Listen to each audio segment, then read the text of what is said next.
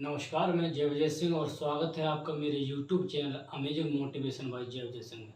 तो आज का हमारा विषय हुआ महिला आरक्षण बिल, जो कि हाल ही में एक बहुत बड़ा चर्चा का विषय बना हुआ है और आज लोकसभा में से पेश भी किया गया है। तो चलिए जानते हैं कि ये हाल ही में चर्चा में क्यों है। जैसा कि हम सब लोगों को विदित है कि हमारा जो संसद भवन है वह पुराने संसद भवन से शिफ्ट होकर एक नए संसद भवन के रूप में तब्दील हो गया है और इसी दौरान आज नए संसद भवन में जो सर्वप्रथम पहला बिल पेश किया गया है उस बिल का नाम है महिला आरक्षण बिल। जी हाँ, क्या नाम है? महिला आरक्षण बिल। तो सर्वप्रथम जानते हैं कि ये चर्चा में क्यों है। हाल ही में संसद का विशेष सत्र जो कि सोमवार से शुक्रवार तक आयोजित होगा, इसमें महिला आरक्षण बिल को पेश किया गया है। तो सर्वप्रथम जानते हैं कि यह संसद का जो विशेष सत्र है ये होता क्या है। तो जो संसद के जो एक साल में 3 सत्र होते हैं, तो जो कंटिन्यू रूप सत्र होते हैं उन सत्रों से अलग एक हटके एक सत्र होता है जिसे हम संसद का विशेष सत्र बोलते हैं। जिसका पहला एक पॉइंट है कि विशेष सत्र नियम संसदीय सत्रों से बाहर एक बैठक बुलाई जाती है जिसे हम विशेष सत्र का नाम देते हैं। संविधान में संसद के विशेष सत्र का आयोजन किया जाएगा ऐसे किसी भी शब्द का उल्लेख स्पष्ट रूप से नहीं है, लेकिन परंपरागत रूप से संसद की बैठक वर्ष में 3 बार बुलाई जाती है। और जो संसद की बैठक वर्ष में 3 बार बुलाई जाती है, यानी कि संसद में एक वर्ष में 3 सत्र होते हैं। तो पहला सत्र जो होता है उसे हम बजट सत्र कहते हैं, जो फरवरी से लेके मई तक के महीने में तक चलता है। दूसरे सत्र को हम संसद के मानसून सत्र बोलते हैं, जो जुलाई और अगस्त तक चलता है, जुलाई से अगस्त तक चलता है। तीसरे सत्र को हम शीतकालीन सत्र कहते हैं, जो नवंबर और दिसंबर में चलता है। इस प्रकार के संसद के एक साल में 3 सत्र हुए, पहला बजट सत्र, मानसून सत्र और शीतकालीन सत्र। अब संसद के विशेष सत्र की बात आती है, तो जैसा कि हम पहले ही बता चुके हैं कि विशेष सत्र शब्द का संविधान में कोई भी स्पष्ट उल्लेख नहीं है, लेकिन संविधान के अनुच्छेद 51A यानी कि आर्टिकल 58(1) के तहत संसद के विशेष सत्र का आयोजन किया जाता है। अब come to the next point पर आते हैं कि विशेष सत्र के दौरान प्रश्नकाल जैसे शब्द के मुद्दे सांसदों के लिए उपलब्ध नहीं होते हैं। इसका कहने का मतलब ये होता है कि जो संसद का विशेष सत्र होता है, जो आर्टिकल 58(1) के तहत आयोजित होता है, उसमें कोई भी सांसद हो उसे प्रश्न पूछने का अधिकार नहीं रहता है। तो इस प्रकार की हमने समझा कि संसद का विशेष सत्र क्या होता है। चलिए एक बार और नजर दृष्टि डालते हैं कि संसद का विशेष सत्र क्या होता है। तो संसद का जो विशेष सत्र होता है, इसका संविधान में कोई स्पष्ट रूप से इस शब्द का कोई उल्लेख नहीं हुआ है, लेकिन संसद के विशेष सत्र का आयोजन आर्टिकल 51(1) के तहत किया जाता है। और संसद के विशेष सत्र में सांसदों को प्रश्न पूछने संबंधी अधिकार नहीं दिए जाते हैं, ना ही ऐसा कोई अधिकार होता है। और सार्वजनिक रूप से विदित है कि संसद के एक साल में 3 सत्र होते हैं और पहले और दूसरे सत्र के बीच 6 महीने से अधिक का अंतराल भी नहीं होना चाहिए, जो 6 महीने का, यह भी एक पॉइंट है। अब देखते हैं कि जो हाल ही में महिला आरक्षण बिल जो संसद में पेश किया गया है हमारी नई संसद में, यह किस संविधान संशोधन के तहत पेश किया गया है और इसका नाम क्या है। तो यह संसद के 128वें संविधान संशोधन बिल के तहत यह संसद में पेश किया गया है।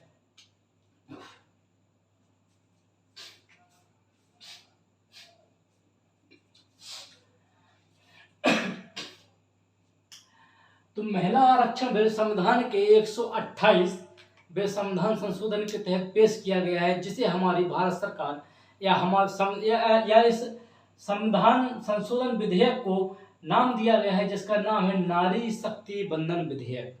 अब कोई पूछता है कि वर्तमान समय में जो बिल पेश किया गया है महिलाओं के आरक्षण से संबंधित, इस बिल का नाम क्या है। तो जी, इस बिल का नाम है नारी शक्ति बंधन विधेयक। जो कि संविधान के 128वें अमेंडमेंट, कॉन्स्टिट्यूशन अमेंडमेंट के जरिए यानी कि 128वें संविधान संशोधन के जरिए पेश किया गया है। तो चलिए आते हैं इस बिल का इतिहास क्या है। क्या यह बिल पहली बार पेश किया गया है या इससे पहले भी यह बिल पेश किया गया है। जैसे कि आजकल न्यूज चैनलों में बहुत ही सुर्खियों का विषय बना हुआ है कि अक्सर हेडलाइन यही आ रही है कि 27 साल से पेंडिंग, यानी 27 साल से लटका हुआ बिल, महिला आरक्षण बिल संसद में, लोकसभा में पेश किया गया है। जी हाँ, तो ये बात बिल्कुल सत्य है कि 27 साल से यह बिल जो है कि पेंडिंग में था। हम इस बिल के इतिहास के रूप में हम दो भागों में से बांटकर देखेंगे, जिससे कि हम एक आसानी से इसे समझ सकें इस बिल के इतिहास को।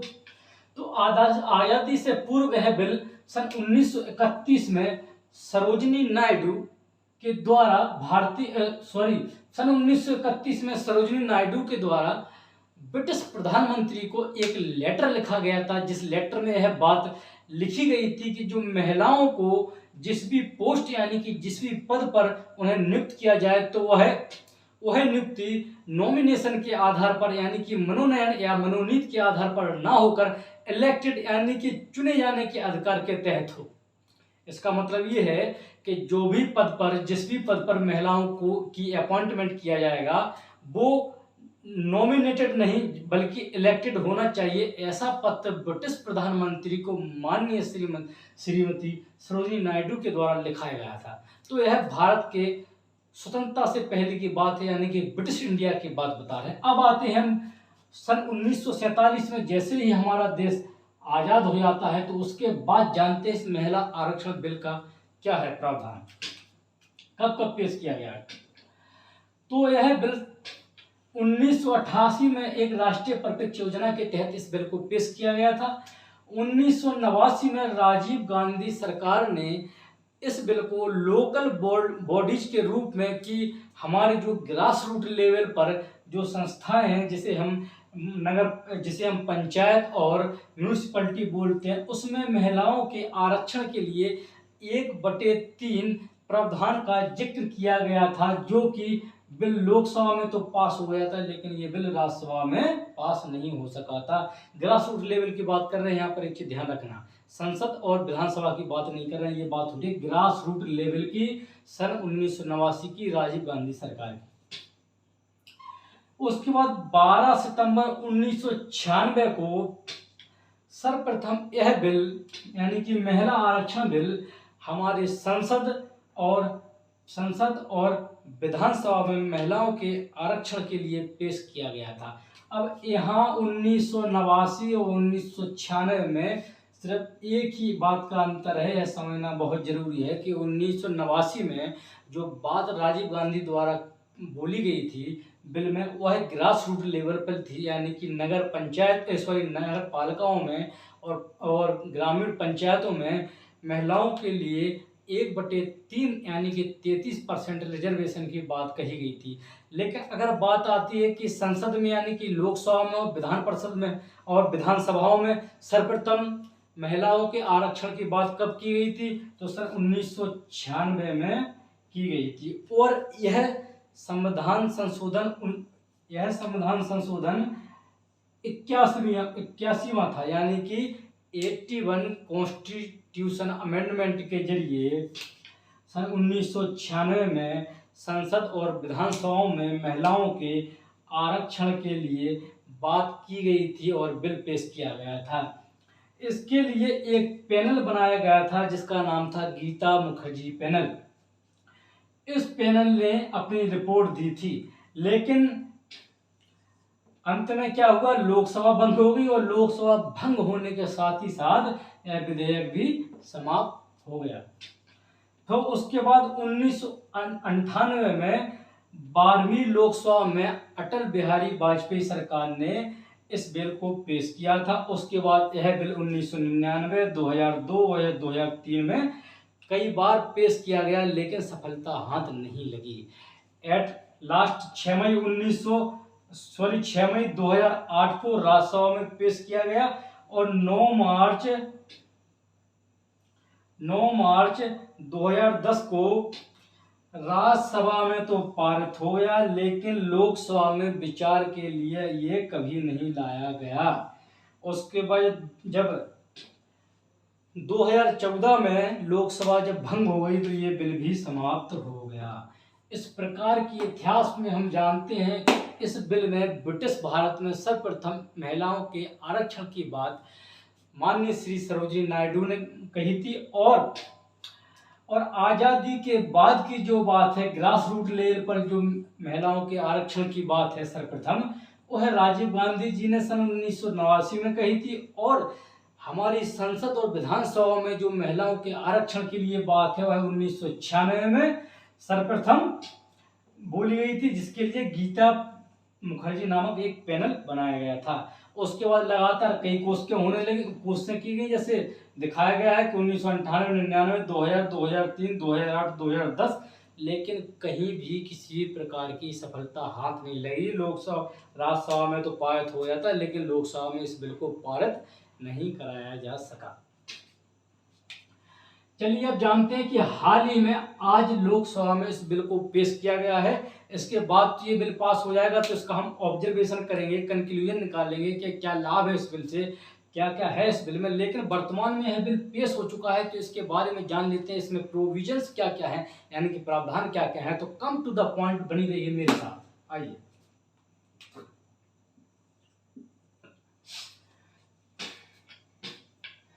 तो सर्वप्रथम इस बिल में यह प्रावधान है कि यह बिल लोकसभा और विधानसभा यानी कि सभी राज्यों की विधानसभा और केंद्र शासित प्रदेश जहां जहां भी विधानसभा हैं उनमें महिलाओं के लिए 1/3 सीटों का आरक्षण यानी कि 33% सीटों के रिजर्वेशन का प्रावधान करता है। कहां? लोकसभा में और विधानसभा में। इसका दूसरा प्रोविजन यह है कि लोकसभा और विधानसभा में जो एससी और एसटी के लिए 33% यानी कि 1/3 ही आरक्षण का जो प्रावधान है, इसी 1/3 में से, यहां समझिए, इसी 33% यानी कि 1/3 में से 1/3 प्रावधान इसी वर्ग की यानी कि एससी और एसटी की महिलाओं के लिए भी आरक्षित किए जाने का प्रावधान है। दोगो यहां जरा सा भी कंफ्यूज नहीं होना है कि विधानसभा और लोकसभा में 1/3 का आरक्षण है, लेकिन हमारे विधानसभा में और लोकसभा में जो एससी एसटी के लिए 33% का आरक्षण है, इसी 33% में 1/3 इसी समुदाय की महिलाओं के लिए आरक्षण की बात का प्रावधान इस महिला आरक्षण बिल यानी कि नारी शक्ति वंदन विधेयक में किया गया है। यह जो आरक्षण है सीटों का 15 सालों के लिए किया गया है, और 15 सालों के बाद अगर संविधान में दोबारा से संशोधन करके इस रिजर्वेशन को 15 सालों के बाद और 15 सालों के लिए बढ़ाया जा सकता है। इस बिल के तहत सीटों का आरक्षण जो 15 सालों के लिए किया गया है वह एक रोटेशन प्रणाली के आधार पर आधारित है, यानी कि एक सीट पर रिजर्वेशन 15 साल तक किया जाएगा। फिर वो अगर 15 साल खत्म हो जाते हैं तो रिजर्वेशन फिर रोटेशन प्रणाली में दूसरी सीट पर 15 साल के लिए रिजर्वेशन किया जाएगा। इसी प्रकार के लिए यह 15 साल के लिए जो रिजर्वेशन है रोटेशन यानी कि साइक्लिक प्रणाली पर आधारित होगा। चौथा प्रावधान, यह बिल अगर पास हो जाता है वर्तमान समय में तो यह बिल 2024 की विधानसभाओं के इलेक्शन में लागू नहीं होगा।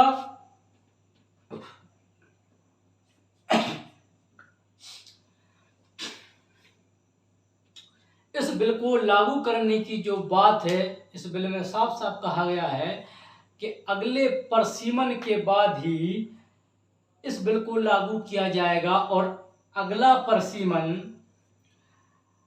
नई जनगणना के बाद ही होता है। तो हमें ऐसा प्रतीत हो रहा है कि 2024 के इलेक्शन के बाद ही जनगणना हो पाएगी और उसके बाद भी यह बिल का प्रोविजन लागू हो पाएगा। इसलिए अभी वर्तमान विधानसभा में इसके लागू होने के कोई भी चांस नहीं है। अगला प्रोविजन है कि यह बिल जो है कि यानी कि महिला आरक्षण बिल, नारी शक्ति बंधन विधेयक, 128वें कॉन्स्टिट्यूशन अमेंडमेंट बिल यानी कि 128 128वां संविधान संशोधन विधेयक के जरिए लाया गया है। अगर यह बिल पास होता है तो भारतीय संविधान के 4 अनुच्छेदों में बदलाव होने की संभावना है। पहला जो अनुच्छेद है जो बदलेगा वह अनुच्छेद है 293AA। दूसरा जो अनुच्छेद है जिसमें बदलाव होगा 330 यानी 330A। तीसरा जो आर्टिकल है 332A। चौथा जो आर्टिकल है 334A। इस प्रकार की हमने समझा और जाना कि अगर यह बिल लागू होता है तो इससे भारतीय संविधान के 4 अनुच्छेदों पर प्रभाव पड़ेगा। पहला अनुच्छेद है 239A, दूसरा अनुच्छेद है 330A, फिर 332 से 334 से। तो चलिए क्रम से समझते हैं कि 232A अनुच्छेद क्या है। 239 अनुच्छेद, 32 की जगह 39 है, 239A अनुच्छेद, 330A, 332 से 334 से सब सही लिखा है, एक बार चेक कर लेते हैं। 239, हाँ, 4 अनुच्छेदों में बदलाव होगा। पहला अनुच्छेद 239A, दूसरा अनुच्छेद 330A, तीसरा जो अनुच्छेद है 332A, चौथा जो अनुच्छेद है 334A। थोड़ा लिखने में मिस्टेक हो गया था। तो क्रमवाइज समझते हैं कि जो पहला अनुच्छेद है 239A, यह दिल्ली की जो विधानसभा है उसके लिए है, अलग से अनुच्छेद बनाया गया है। और 330 अनुच्छेद है लोकसभा में महिलाओं के लिए आरक्षण का प्रावधान करता है। और दिल्ली की जो विधानसभा है उसमें अगर महिलाओं को आरक्षण दिया जाएगा तो वह 239A के तहत दिया जाएगा। लोकसभा में जो महिलाओं को आरक्षण दिया जाएगा 33% का, वह 330A के तहत दिया जाएगा। विधानसभा में राज्यों की में दिया जाएगा, दिल्ली को छोड़कर बात कर रहे हैं, दिल्ली के लिए अलग से आर्टिकल है पड़ा है 239 से। बाकी राज्यों के लिए दिया जाएगा विधानसभा में तो 232A के तहत। और 334 आर्टिकल ए में यह कह दिया गया है कि यह नारी शक्ति बंधन विधेयक अगले परिसीमन के बाद ही लागू होगा। तो इस प्रकार की हमने जाना कि इसमें क्या क्या प्रोविजन है और किस प्रकार से प्रोविजन है, किस अमेंडमेंट के द्वारा के जरिए लाया गया और किन किन आर्टिकल में बदलाव होगा, किन किन आर्टिकल के तहत रिजर्वेशन दिया जाएगा। तो 4 आर्टिकल देखे दिल्ली के लिए 239, उसके बाद 330A जो कि लोकसभा के लिए, 332A विधानसभाओं के लिए, उसके बाद 334A में आते हैं। तो इसमें साफ साफ कहा गया है कि अगले परिसीमन के बाद लागू किया जाएगा। अब देखते हैं कि इस बिल को लाने की क्या जरूरत पड़ी है और वर्तमान में जो हमारे भारत में स्थिति है महिलाओं की संसद में, वो स्थिति क्या है और राज्यों में भी थोड़ा प्रकाश डालेंगे मोटा मोटी तौर पर। तो वर्तमान में लोकसभा में 539 सीटें हैं, जिसमें से 82 महिलाएं सांसद हैं। 539 में से 82% महिलाएं क्या हैं, सांसद हैं।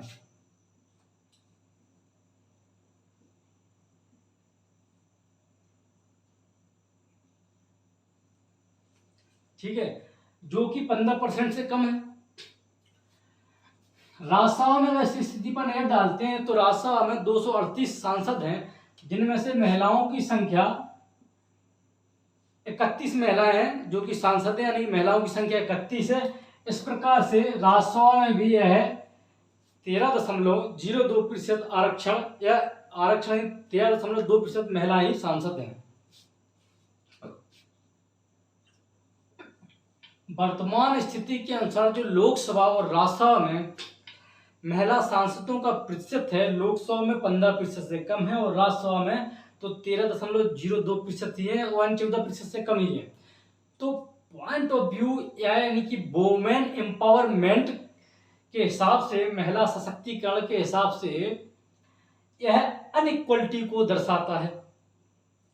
तो यह महिला, पहली बात तो इसकी जरूरत पड़ी कि वुमेन एम्पावरमेंट के लिए, महिला सशक्तिकरण के लिए।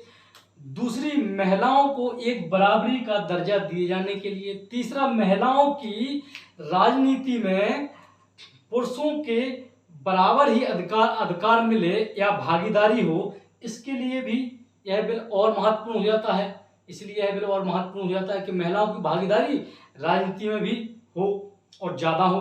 और ज़्यादा नहीं हो मतलब, ज़्यादा का मतलब ये है कि जो अभी वर्तमान में स्थिति बहुत कम है उससे ज़्यादा हो, यानी पुरुषों के अब लगभग बराबर हो। अगर यह बिल गुरु पास हो जाता है तो हर